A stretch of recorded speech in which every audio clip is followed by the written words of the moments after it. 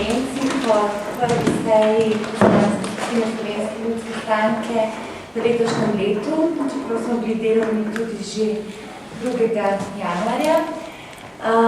In sicer na aktualne politične teme in besedo predajam predsedniku stranke in poslancu Francu Bogodiču. Lep pozdrav še enkrat tudi vam in vse dobro v letu, katerega smo že globoko zakorakali, da boste imeli priložnost poročati o čim lepših temah in čim boljših rezultatih naše države in pa tudi v našem delu, da bo takšno. Mi smo želeli danes na kratko spregovoriti najprej o temi, s katero smo konec koncev tudi že začetku leta predstavili to pobudo oziroma zahtevo za presojo ustavnosti nepremičninskega zakona. V drugem delu pa tudi naš pogled ob aktualnih dogodkih, ko se Slovenija na začetku leta nahaja z pomanjkljivo ministrsko ekipo, kjer sta 2 ministra pač odstopila in pa tudi v luči sprejemanja nove koalicijske pogodbe. Kar se tiče nepremičninskega davka, kot veste, je bil 3. januarja vložena zahteva za ustavno presojo tega zakona, kjer je bil kvalificiran vlagatelj Združenja slovenskih občin.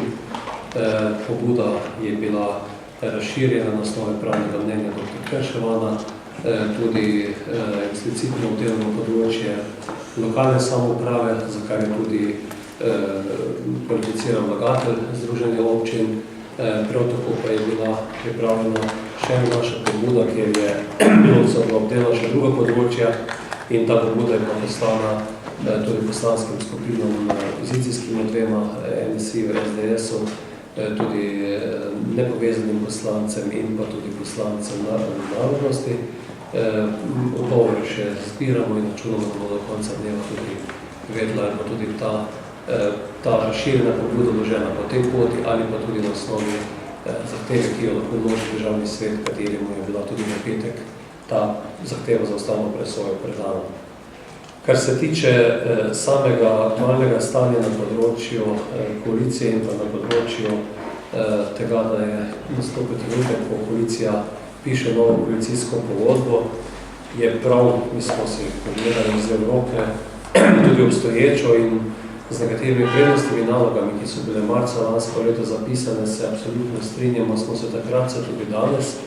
Žal se te stvari niso tako izpolnjevale v lanskem letu, tako da upam, da bo ali koalicijska pogodba uporabljena, predvsem pa da bo tudi na drugačen način bilo delovanje. Tako da, če samo z prve strani povzamem nekatere alinejce od prednostnih nalog, ki je bilo depolitizacija kadrovanj, vključevanje javnosti v pripravo predpisov in postopke odločanj, to je drugo poglavje, to je v prvem sklopu, kjer je bila umiritev političnih strasti v državi, kjer mislimo, da je bilo kar nekaj stvari narejenih nasprotju s temi načeli.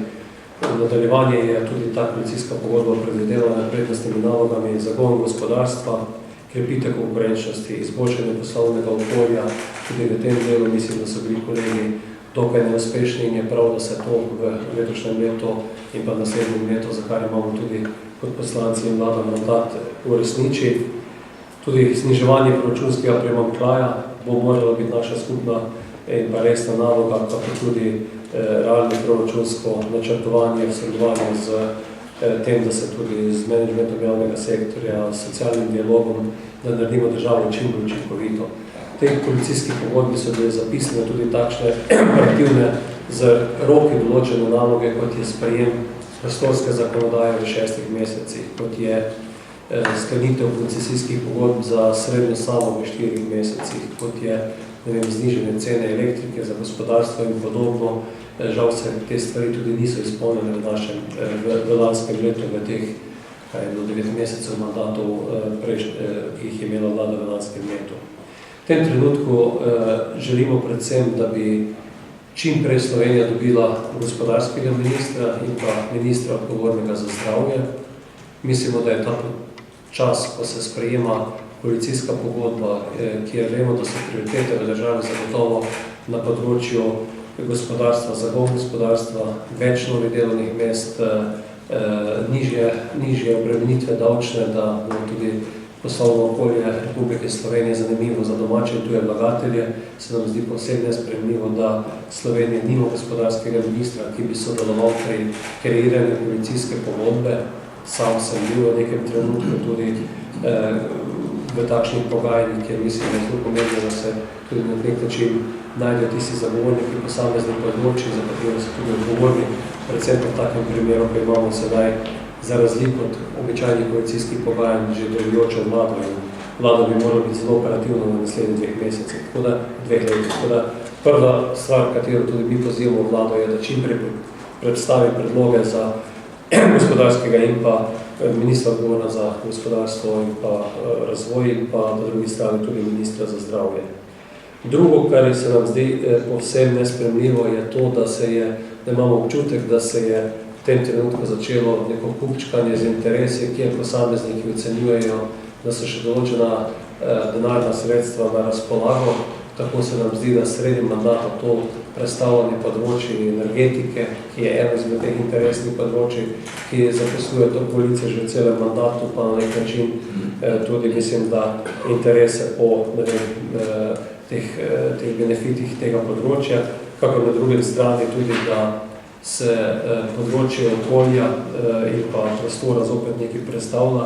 Mislimo, da je sredi mandata to nespremljivo, sami imam to izkušnjo, ko smo ta področja združevali, ko se mimo kde se ukvarjaš z temi področji, s takšnimi združevanji par mesecev.